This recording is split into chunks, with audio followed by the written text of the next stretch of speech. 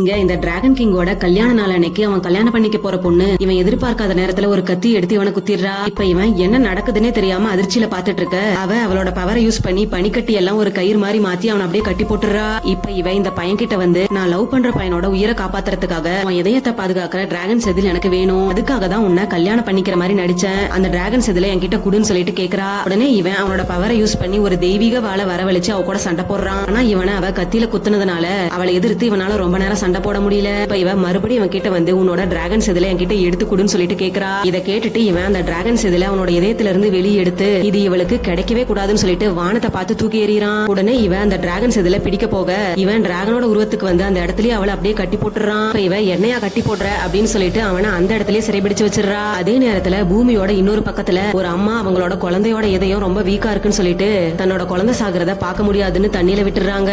அவனோட இதயத்தை பாதுகாக்கிற அந்த செதில் இந்த குழந்தையோட உடம்புக்குள்ள போயிடுது. அதுக்கப்புறமா அந்த குழந்தை வளர்ந்து பெரிய பொண்ணு ஆகிடுறா. அப்போ ஒரு நாள் ஒரு பொண்ணு இவளை அட்டாக் பண்ண வரும்போது இவளோட இதயத்துல இருக்க அந்த டிராகன் செதில் ஆக்டிவேட் ஆயிடுது. அப்படி அந்த டிராகன் செதில் ஆக்டிவேட் ஆன அடுத்த செகண்டே சிறைபிடிச்சு வச்சிருந்த அந்த டிராகன் கிங் வெளியே வந்துடுறான்.